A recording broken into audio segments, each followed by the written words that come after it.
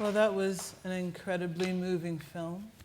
All three of those are very moving, I think, and I can see some of you are crying, and I can understand that. It really gets to your heart.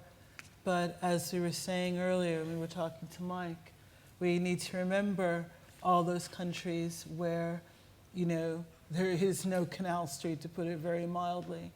And actually just being who we are can be very dangerous. Remember, that part of what we're doing here is about making things more visible so that it is easier for people here and everywhere to just be who they want to be. So on that note, I think we want to invite up Aziz Rashid from the BBC, talk about an organization that has high visibility and a great deal of power to help. And Aziz, I think Ashi's going to give you a little introduction. Yes, Aziz Rashid is head of BBC Northwest, in charge of regional and local programming on TV, radio and online. Remit includes Northwest Tonight, Inside Out, Late Kickoff and Sunday Politics. Wow! Local radio and local websites for Merseyside, Lancashire and Manchester. He's also in charge of the Salford TV news operation, which delivers BBC Breakfast as well as Northwest TV programmes. Thank you for being here, Aziz. Thank you. And also, may I request Lady Phyll to please join us on stage, because we have some questions that we didn't get a chance to ask you, and come and keep me company. We would love for you to. I'm sure that wine you'll makes be fine. everything better. Don't worry. I just wanted to say we know that we're running a little bit over. That's why we have a slight. We're running quite a bit over. That's why we're having a slight change to our schedule. Aziz can't be with us later, and Lady Phyll, Omar Kudus isn't here yet, and so Lady Phyll, we thought we had a lot more questions that we wanted to ask her, and we thought we'd ask her back. But if we could just talk to Aziz first. Can I just say something about that film, because it's quite difficult sort of coming up here. Yes, please do. And I think people's inhumanity to each other knows no bounds sometimes, and I think that was an example of it.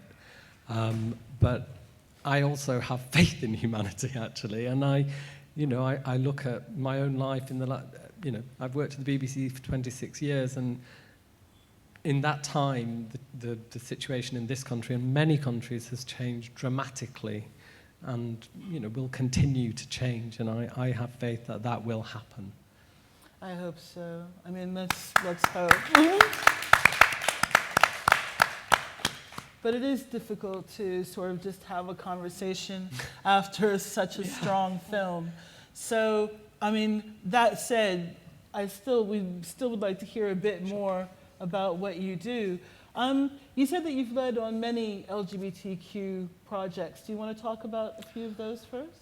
Well, not projects as such, but I suppose just because of who I am, I worked for Global News Division for a while for World Service TV News, and during that time I made a programme about the first ever lesbian kiss on British television. So was that Brookside? It was Brookside, yeah. Brookside. And I can remember at the time wanting to report that to the world. That Britain had this lesbian kiss on a mainstream TV drama, and having a conversation with my boss about how many lesbian kisses could go into a news report that was going to be broadcast to the whole world, and the cultural sensitivities that might bring in terms of broadcasting it to wherever else, and how that just wouldn't even be a conversation now, and I at World Service Radio, we had a great bar, and I used to meet people from the Tamil service, and there was this amazing woman who used to work for the Tamil service who was incredibly homophobic, actually, but she seemed to like me, and I found out from her about AIDS in India, and this is 1990, and nobody had ever made a program about AIDS in India. And she knew a lot about it. And she kind of introduced me to some people who I, contacted and interviewed, and I did the first ever program about AIDS in India. And I mean, hearing about, that film earlier and the truck driver, I mean, AIDS was spread through India by truck drivers. And the people I was interviewing were health workers who basically went to truck stops and provided condoms at truck stops to stop the spread of AIDS in India. And unlike Thailand that was dealing with it at the time, India was in total denial about the spread of HIV.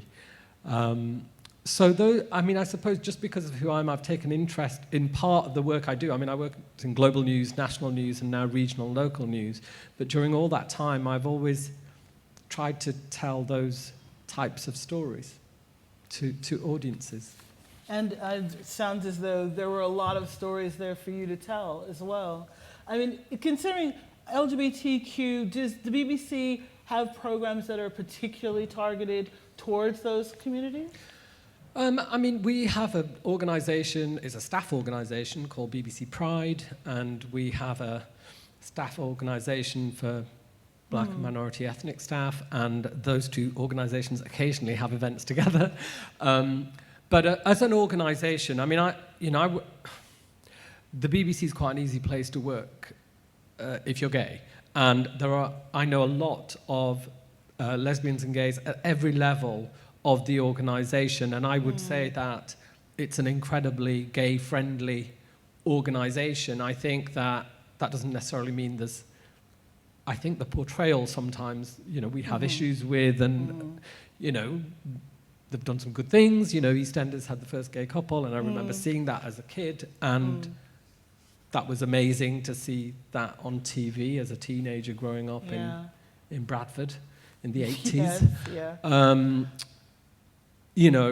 I think that Doctor Who's been great, and having, I was really amazed to hear about this sci-fi film that I can't see where Mike is now, but I'm really looking forward to that. But Doctor Who, Russell T Davies, obviously he did Queer as Folk in Canal Street. That was Channel 4, not the BBC.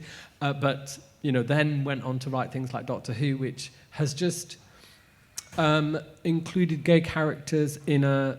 We had a reptilian gay marriage. Exactly, that dinosaur woman, I liked her. Yeah, marriage. And it was just, and there were complaints about that. I mean, there were complaints. There were complaints about that? Oh God, absolutely, of course there were. So you can imagine, the Daily Mail had an article about people complaining about. Was it Chris? When was the one where there was just a kiss between her and her partner, wife. wasn't it? And there were complaints about it. There are still complaints about it, and there will continue to be, but you just kind of have to progress. I know there was a survey about a few years ago about portrayal of lesbians and gays on the BBC, and it didn't come out very well, even though there were senior, there were storylines, and there are clearly gay entertainers who do mainstream programs.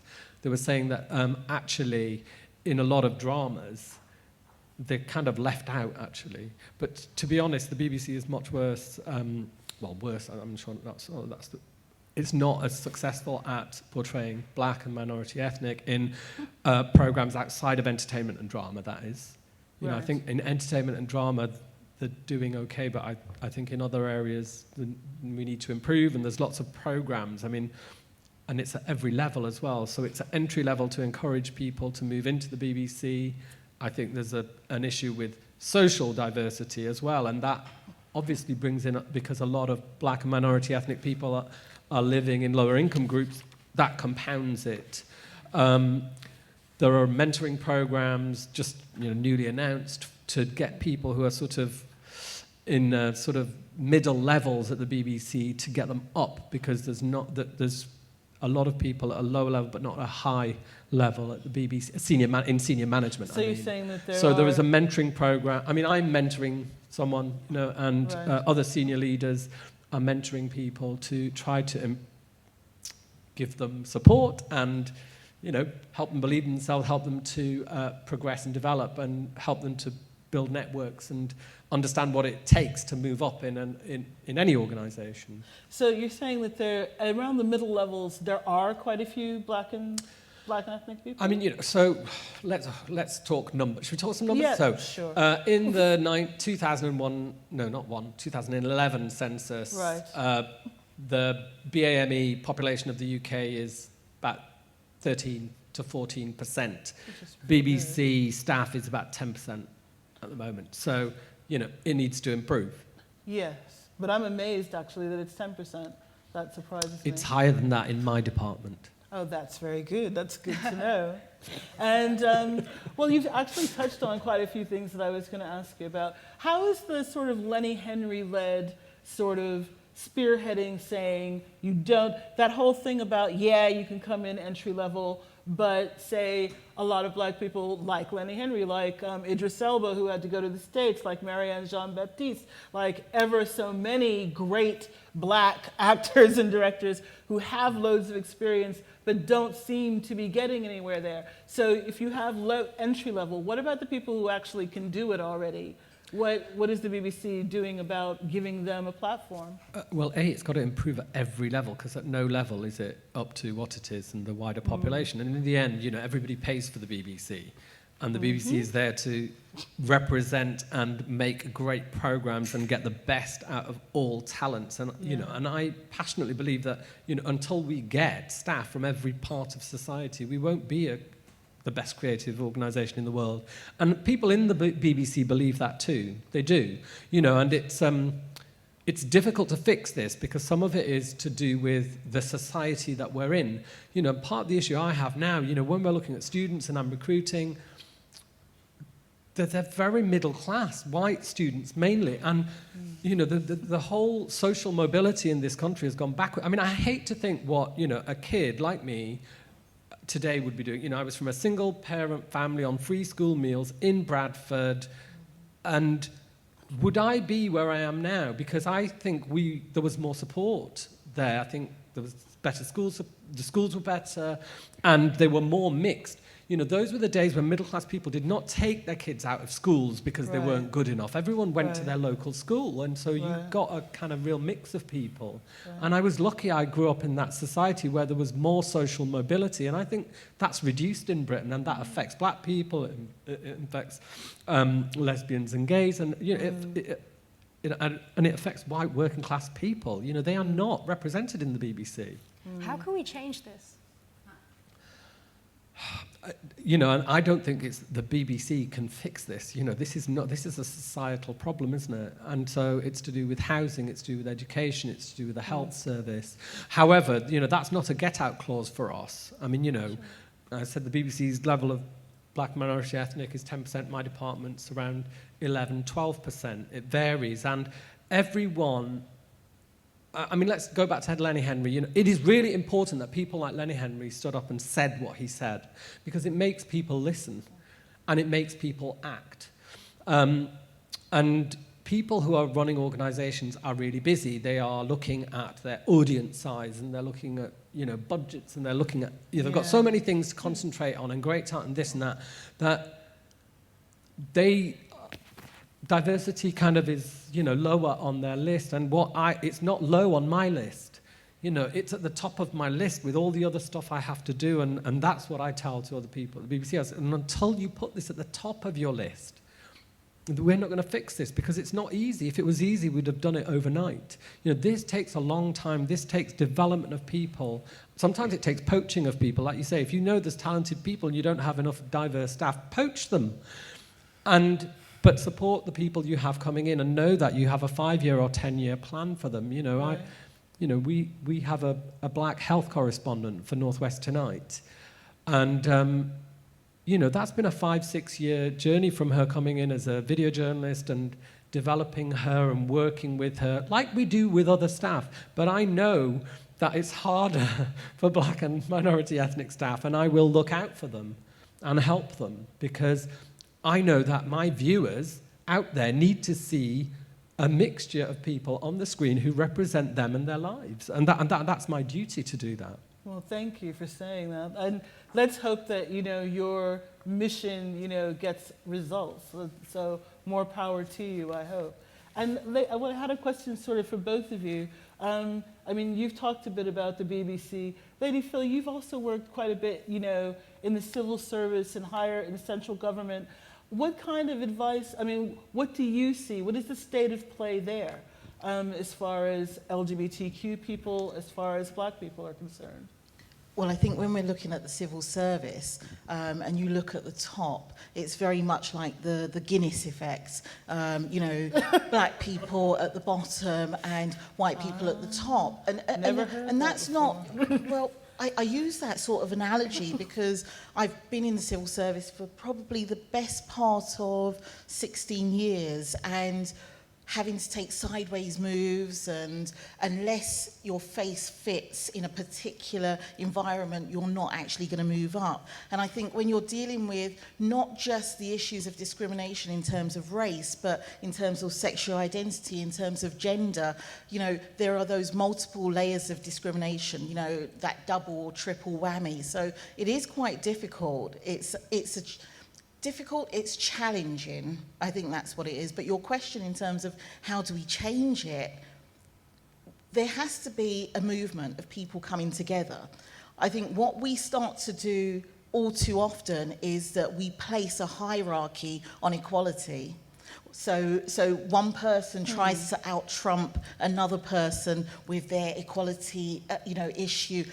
I'm black, so my issue's more, prominent than yours, who you may be a disabled woman. And, so that hierarchy of equality needs to go.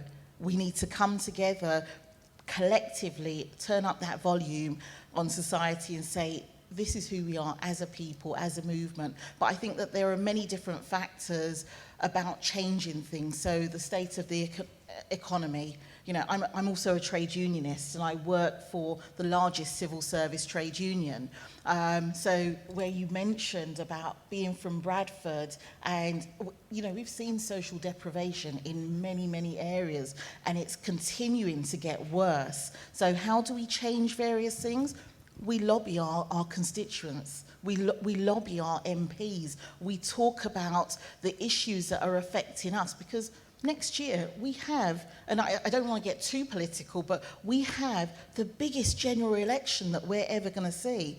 And whilst people are dissatisfied with what is happening today in terms of the cuts in the NHS, the cuts in welfare, no living wage, the minimum wage which is not being adhered to, 0 hours contracts, disabled people being affected by the massive cuts on their benefits, the working class seeing things reduced for them in terms of child tax credits, can they afford to work, housing benefit, the evictions on young mothers. There is a multitude of things that are happening today. But how do we change it? We use our trade unions. Trade unions have been about forever and a day. They were the ones who were very instrumental in Section 28. We use our trade unions because they were the ones who bought us the weekends. We use our trade unions because they were the ones who negotiated on pay and they bargained. So I think that there's lots of changes, but it has to start from us coming together and not out-trumping each other with what is going on in our own personal lives in terms of being black or just being LGBT or being disabled. So, well, I think that we in the North know. Give it again, very well. I mean, more power to you. I think that we in the North know that we can't really be complacent. We just had UKIP come within 600 votes of getting, what used to be a safe Labour seat. If we're having trouble now, what kind of trouble would we be in then? I just want to, considering the journey that you've been on with UK Black Pride, I think I read that you started in August 2005, and with a trip to Southend-on-Sea that you were expecting just a few people to go with, and you ended up with 3 busloads full of women. So can you tell us a little bit about how did you grow that from, your busloads of women to an award-winning, entity? Wow, yeah, that's certainly been a journey in terms of UK Black Pride. When we first decided to go to, it was Southend, Shrewsbury Ness, everyone was like, why on earth are you going to go to Southend and take, a busload of women to stand on grass and look at the sea? actually a lot of the women who attended were women who have come to the country and had not ever seen anywhere else but the airport and London. So they had never actually experienced what Margate was about, what Broadstairs was about, you know, what Newcastle's about. So it was about taking them out to somewhere different, but creating a space that we felt that we all shared a commonality with each other. That turned into 3 coaches, and we had a bit of music, we had a jerk pan, you know, somebody called Angie Legs, she came along and she was cooking her chicken, throwing her beer over it, and we had a number of games and competitions. And from that, I was walking back and I looked at a sea of, you know, women, very, very diverse. And when I say black, I mean black in its political context. And I must get that straight, because people think that I'm a bit of a separatist because I say black and just cutting it there. No, it's anyone that identifies with the African or Asian diaspora, and we must remember allies and friends as well. I looked back and these women just looked to be really enjoying themselves, and, you know, cliques of people which had never spoken to each other were just coming together. I said, oh my gosh, this reminds me of what the States has in terms of a Black Pride. And I was with my then partner then, and she said, yeah, this is something big, I can feel it. And I said, yeah, well, I'm tired, I just want to go home. I have heels on at the seaside. So, you know, and so it grew from there, and we decided, let's open this out. We met up with some of the brothers, you know, BJ Mag, which is a Black Gay Men's Advisory Group. We spoke to groups like Iman. Well, I don't think they were formed as Iman as it was then, but there were brothers and sisters from the Iman group. Because what you have to understand, it's not just about being Black LGBT queer people. We have our religion, we have our faith, we have our belief, we have, you know, queer people who are disabled, we have queer people who are dealing with the transition. So we wanted to try and encompass all of this in what was and what is the biggest movement for Black queer people in the UK, and also now Europe, because we have a lot of Europeans who also come over to Black Pride. But that's a great note to almost finish on. Just one more thing. What would either of you say to people who want to come into, say, the BBC, or who want to come into the civil service, or who want to start up their own big organization? Do you have any words of advice? Anything? Oh, you have to do it, actually. You know, you have to believe in yourself. I mean, these organizations are welcoming to LGBT people. They are welcoming to Black and minority ethnic people. You really have to want to do it, though, as well, actually. Do you know what I mean? Because getting any job is not easy. You know, it's competitive out there. And you know, we all have our own unique selling points, and it's sometimes, you know, that thing of how do you work this stuff out?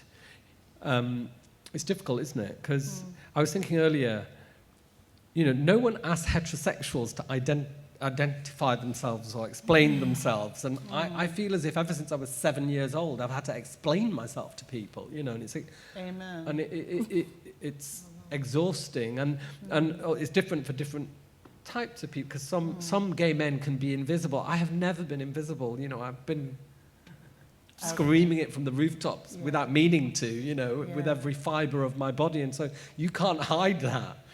And I can't hide that in the BBC. And I mean, you know, it's been a kind organisation to me, really. But, you know, you do find shocking things because, you know, like any other place, like the rest of society, it has homophobic people. And, you know, I was the editor of the newsroom in World News. And when I left, at my leaving party, someone told me that they called me Madam.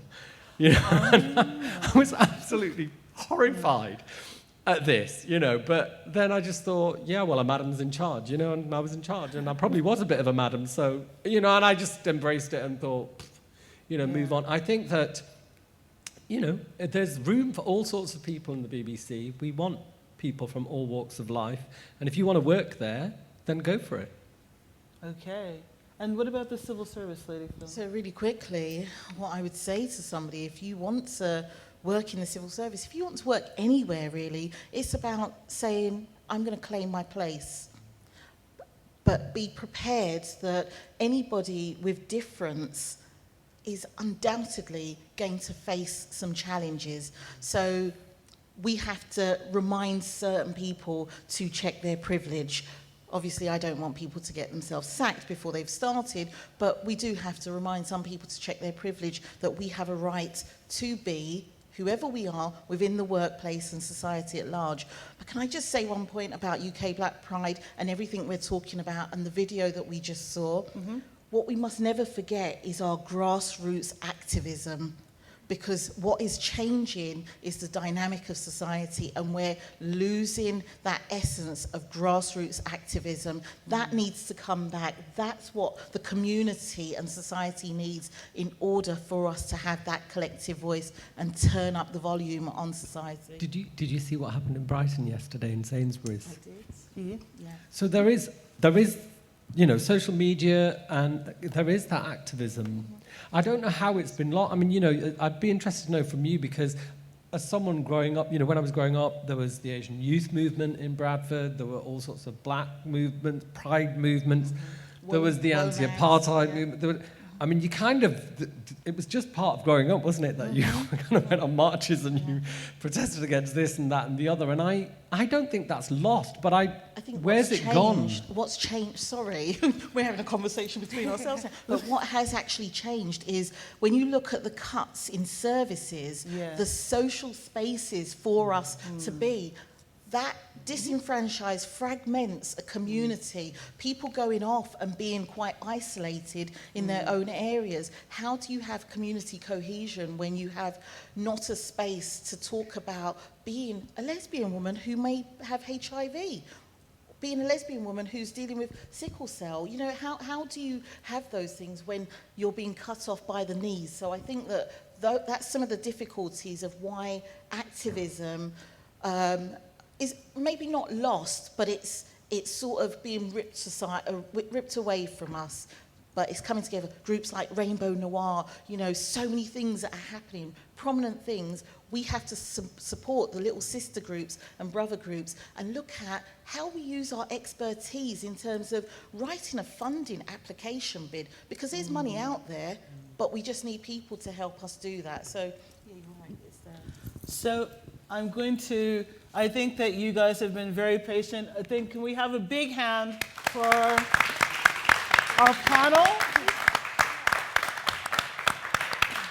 I think that's a great message to go out and on our lunch break with is, we're here today, those of us who are here, we should be talking to each other, building those bridges.